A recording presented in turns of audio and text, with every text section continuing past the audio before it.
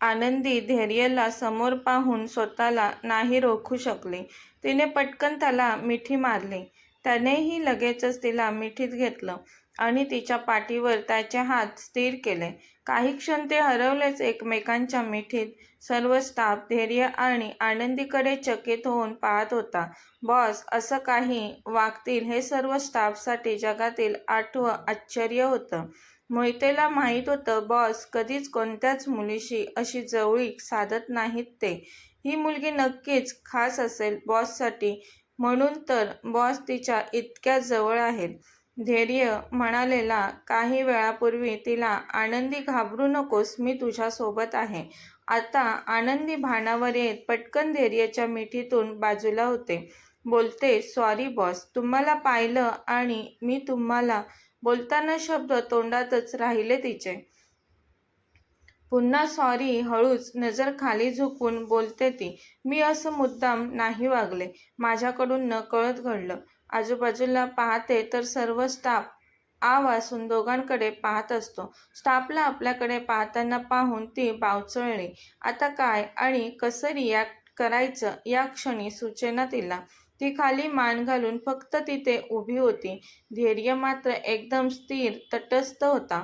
तिला समोर पाहून मनातून खुश झालेला खूप. तो मोहिते मिस आनंदीसोबत माझ्या ऑफिसमध्ये असं वागण्याची हिंमत कोणी केली? ताबडतोब सांगा मला. तसा रमेश म्हणाला, मला माहिती आहे बॉस, मी सीसीटीव्ही फुटेज चेक केलं आहे.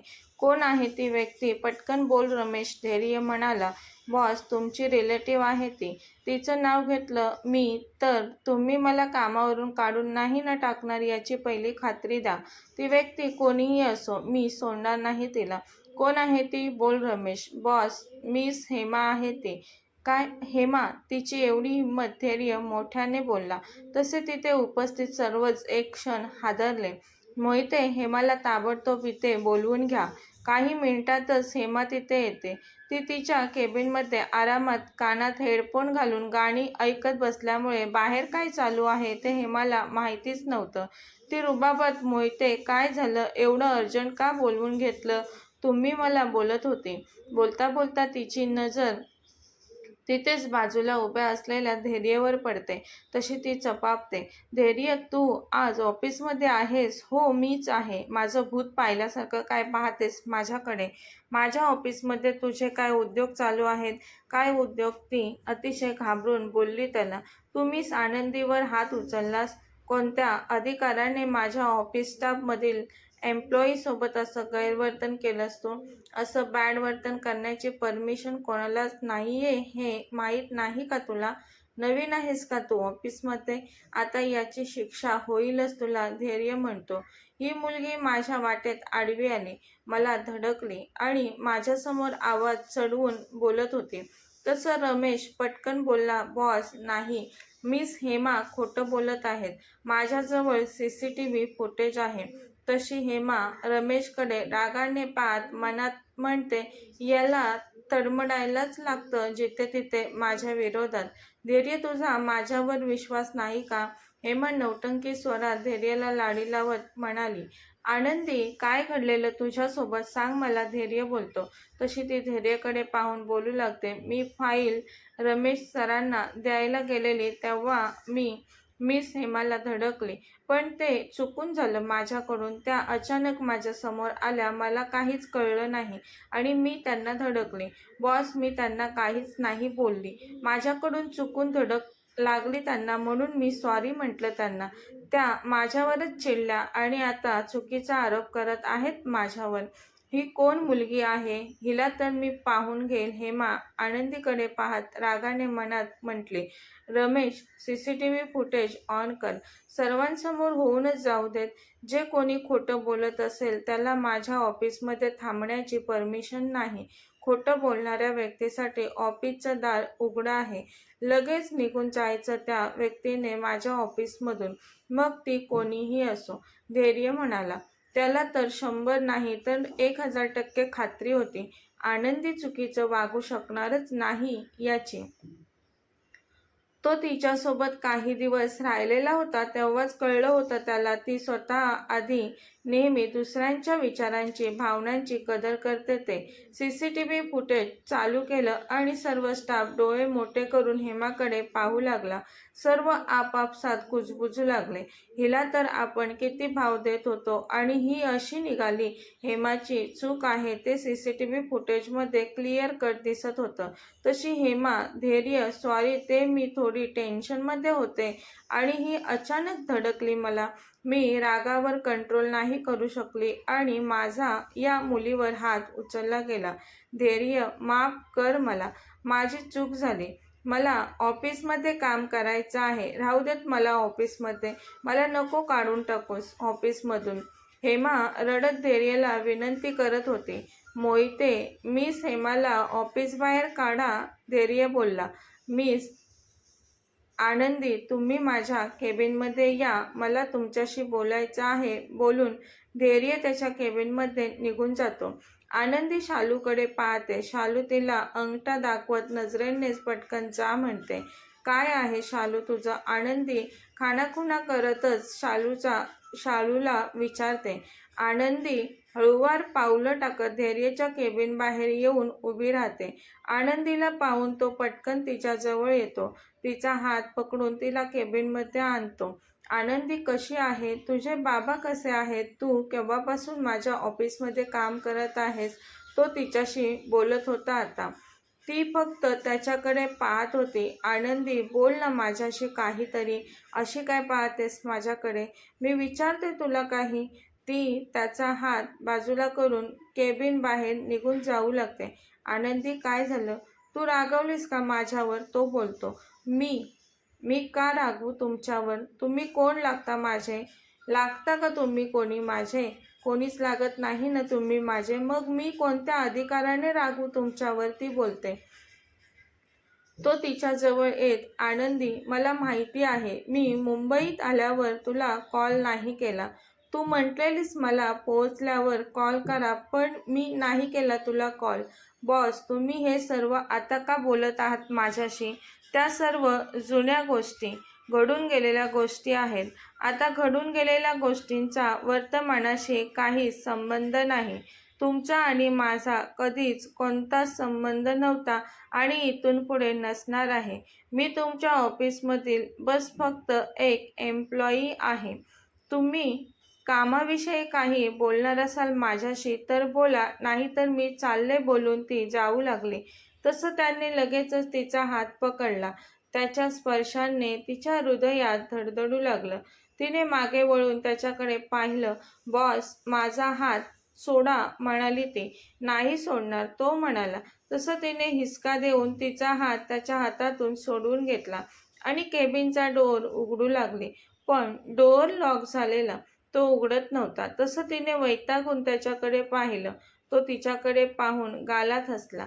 ती त्याच्याकडे पाहून म्हणाली. बॉस डोअर ओपन करा प्लीज. मला बाहेर जायचं आहे. बाहेर स्टाफ काय विचार करेल माझ्याविषयी बोलून ती पुन्हा डोअर ओपन करण्याचा प्रयत्न करत होती. तेव्हाच तो तिच्या पाठीमागे अगदी तिच्या जवळ येऊन उभा राहिला. तिने वळून त्याच्याकडे पाहिलं तर तो तिच्या अगदी जवळ होता. ती त्याच्याकडे पाहून तुम्ही इतके का जवळ उभे आहात माझ्या म्हणाली. तुम्ही थोडे दूर उभे राहा ना माझ्यापासून प्लीज. मी राहतो दूर उभा. पण त्याआधी तू मला सांग तू केव्हापासून माझ्या ऑफिसमध्ये काम करतेस ते? ऑफिस तुमचंच आहे. याविषयी तुम्ही चौकशी करू शकता. मला का विचारत आहात? मला जाऊ द्यात. तसं तो तिच्या दोन्ही बाजूने हात ठेवतो आणि म्हणतो. तुझ्यासारख्या अनमोल मुलीची किंमत कळली नव्हती मला पण आता कळलंय मला. तू किती इम्पॉर्टंट आहेस माझ्यासाठी ते. आता कधीच नाही मी तुला जाऊ देणार. तो तिच्या नजरेत पाहत बोलला. बॉस काय बोलताय तुम्ही हे? ती त्याच्या हाताखालून पटकन निघून त्याच्यापासून बाजूला जाते. तसा तो तिचा हात पकडून म्हणतो. आनंदी अशी का वागतेस माझ्यासोबत? तुम्ही बॉस आहात कंपनीचे. हे काय बोलत आहात माझ्याशी? तुम्हाला असं वागणं शोभत नाही. तुम्ही काय बोलत आहात ते खरंच कळत नाही. प्लीज मला फक्त जायचं आहे इथून बाहेर. आनंदी प्लीज शांत हो. तुला माझा राग आलाय ते कळतंय मला. मी तुझ्या रागाच्याच लायक आहे. पण मी इथे आल्यावर खरंच स्वतःला कामात गुंतवून घेतलंय. मी इथे नसताना माझा बिझनेस, माझ्या कंपन्या खूपच लॉसला गेलेल्या. तेच सगळं सुरळीत करण्याच्या मागे मी होतो. मी गावी तुझ्याजवळ आणि तुझ्या बाबांजवळ येण्याचा बऱ्याच वेळा प्रयत्न केला. पण मी यायला निघालो की इथे काही ना काही काम निघून माझं गावी तुम्हाला भेटायला येणं राहूनच जायचं. पण याचा अर्थ असा नव्हता की मी तुम्हाला विसरलेलो. तू आणि तुझ्या बाबांना मी कधीच नव्हतो विसरलो. तुम्ही नेहमीच माझ्या आठवणीत होतात आणि राहणार आहात. त्याचं बोलणं ऐकून तिच्या डोळ्यातून टचकन पाणी गालावर ओघळलं. तिने ते त्याला दिसू नये म्हणून पटकन बोटाने उडवून टाकलं. ती त्याच्याकडे वळून पाहत म्हणाली, तुम्ही हे सर्व मला का सांगताय? मी केव्हापासून तुझ्याशी व्यवस्थित बोलण्याचा प्रयत्न करतोय आणि तू तू माझं काहीच का ऐकून नाही घेत? चिडून बोलतो तो. तुझे उपकार आहेत माझ्यावर म्हणून मी तुला एवढा भाव देतोय. पण तू त्या बोलून तो थांबतो. त्या काय? बोला ना. का थांबलात? ती म्हणते तसं तो तिचे खांदे पकडून तिला भिंतीला टेकवतो. तिच्या डोळ्यात पाहत म्हणतो, कशाला स्वतःला कठोर बनवतेस? जशी तू नाहीस तशी स्वतःला बनवण्याचा प्रयत्न नको करूस. मला माहिती आहे तू माझ्या प्रेमात आहेस ते. तू खूप जास्त प्रेम करतेस माझ्यावर. काय? काहीही काय बोलताय? ती नजर चोरत म्हणते, माझ्या डोळ्यात पाहून सांग मला, तू माझ्यावर कधीच प्रेम नाही केलंस का? तशी ती नाही म्हणते. तो म्हणतो, खरं बोल. कधीच नाही प्रेम केलंस तू माझ्यावर? ती म्हणते, कधीच नाही केलं. तसा तो तिच्याकडे पाहून मिश्किल हसला. तिचे खांदे रागाने आवळले त्याने. तुम्ही मला त्रास देत आहात. दुखतंय मला, ती बोलते. तसं तो बोलतो, मी मुंबईला येण्याच्या आदल्या दिवशी मी झोपलेलो त्या खोलीत तू आलेलीस. मी तुझ्यापासून दूर जाणार म्हणून तुझ्या हृदयात खूपच वेदना होत होत्या. मी जाणार या विचाराने. मी तुझ्यापासून कधीच दूर जाऊ नये असं तुला वाटत होतं. पण ते फक्त तुझ्या मनात होतं. तू मला थांबवण्याचा कधीच प्रयत्न नाही केलास. तुझ्या मनातील माझ्याविषयीच्या भावना तू तुझ्या ओठांवर कधी येऊच नाही दिलास. का असं केलंस तू? तो तिच्या डोळ्यांमध्ये पाहत विचारत होता तिला. ती त्याच्या नजरेपासून नजर चोरत, तुम्ही चुकीचं बोलताय. असं काही नाही बोलते. ते तू माझ्या डोळ्यांमध्ये पाहून बोल. तो बोलतो तिला. ती काही न बोलता खाली पाहत शांत उभी राहते. आता मी तुझ्यापासून दूर जाणार म्हणून तुला मला तुझ्या नजरेत भरून घ्यायचं होतं. म्हणूनच माझ्या खोलीत खूप वेळ माझ्या बाजूला बसून माझ्या चेहऱ्याकडे एकटक पाहत होतीस तू. नुसतं मला पाहून तुझं समाधान नाही झालं तर तुला मला स्पर्श करण्याचा मोह नाही आवरता आला. तू माझ्या कपाळाला स्पर्श केलास तेव्हा मी जागाच होतो. तुला वाटलं मी झोपलेलो. पण माझ्याही मनात असंख्य विचार होते त्यावेळी. तुला सोडून येणं माझ्यासाठी खूप कठीण होतं. पण तू काहीच बोलत नव्हतीस. मला थांबवत नव्हतीस. मी कारमध्ये बसताना मला वाटलं तू थांबवशील मला. पण तेव्हाही नाही थांबवलं मला तू. तुझ्या मनाची हुरहुर मला कळत होती. तुला होणाऱ्या यातना मला जाणवत होत्या. पण शेवटपर्यंत तू नाही थांबवलंस मला. स्वतःला खूपच जास्त त्रास करून घेतलास. पण तुझ्या मनातील माझ्यावरचं प्रेम तू नाही बोलून दाखवलंस तेव्हा. आत्ताही तेच करत आहेस तू. तशी ती त्याच्याकडे पाहते. तो तिच्याकडेच पाहत असतो. ती हाताच्या ओंजळीत त्याचा चेहरा पकडते. हो, मी खूपच जास्त प्रेम करते तुमच्यावर म्हणते. पण मी तुमच्या लायक आहे का? ती विचारते त्याला. तिच्या ओठांवर बोट ठेवतो तो. तू खूप अनमोल आहेस माझ्यासाठी. सर्वांपेक्षा वेगळी आहेस तू. इथे तुझ्या लायक कोण नसेल तर तो फक्त मी आहे. मला माहिती होतं तुझा जीव माझ्यात गुंतलाय. तरी मी तुला एकटीला सोडून इथे निघून आलो. मी खरं काय ते तुझ्या बाबांना सांगून तुला माझ्यासोबत आणू शकलो असतो. पण मी तसं काही नाही केलं. मला माहिती होतं तू नेहमी दुसऱ्यांचा विचार करतेस ते. तू माझ्याशी बोललीस माझं तुझ्यावर प्रेम आहे आणि मी तुझ्यावर रागवलो तर तुला ते सहन नव्हतं होणार. त्यापेक्षा तुला माझ्यावर एकतर्फी प्रेम करणंच ठीक वाटलं.